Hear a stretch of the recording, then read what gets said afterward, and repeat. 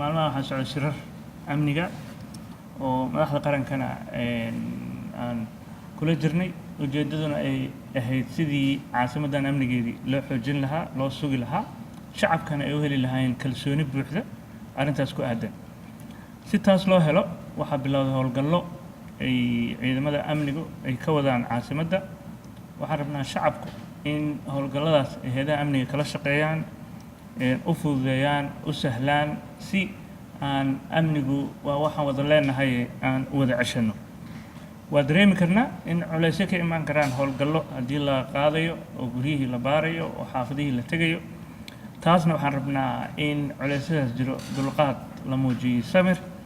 annaga maamulka haddaan nahayna sidii shacabka loogu adeegi lahaa waxaan diyaarinay basas iyo ambulance iyo wax alaale wixii lagu taageeri lahaa shacabka gaar ahaan shacabkeena tabaalaysan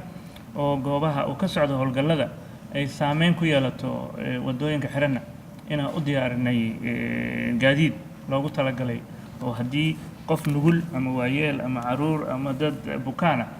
ay u baahan yihiin meel alaale meesha rabaan ha noqoto isbitaallo iyo howlaha muhiimka loo geeyo taasna waxaan u sameynayna waxay tahay annaga mas-uuliyad weyn baa naga saaran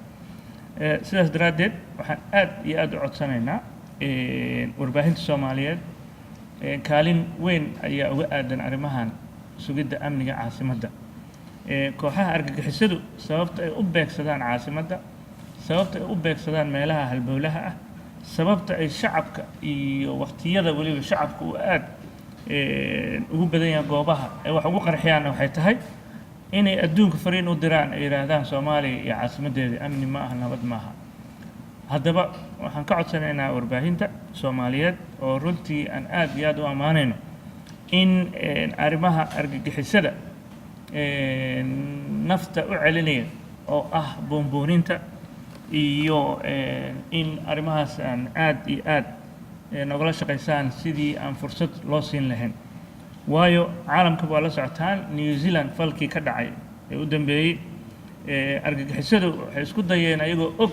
warbaahinta iyo awoodooda inay si live ah bulshada ugu tabiyaan taasna waxay noqotay videoga ay ka duubeen oo baraha bulshada galay in caalamka oo dhan isku raacay inaysan sax ahayn in la boonbooniyo argagixisada sidaas daraaddeed waxaan codsanaynaa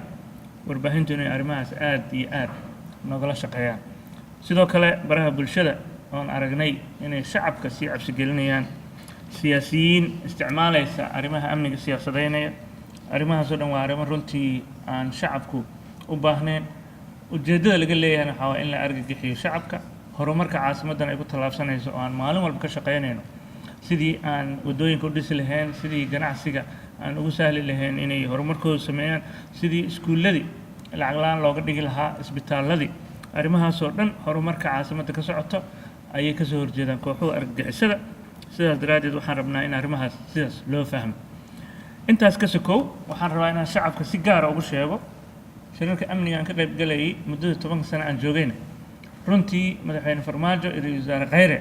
sida ay noogala naxayaan shacabka oo mar allaala markaan shirarka amniga annaga aan ka hadalno oo aan sheegno shacabka loo dhirmiyo shacabka loo naxo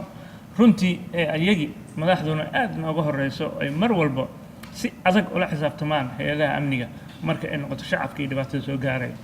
marka mar haddii aan u wada shaqaynayno warbaahintuna ay tahay dadka dulman inay cod u noqdaan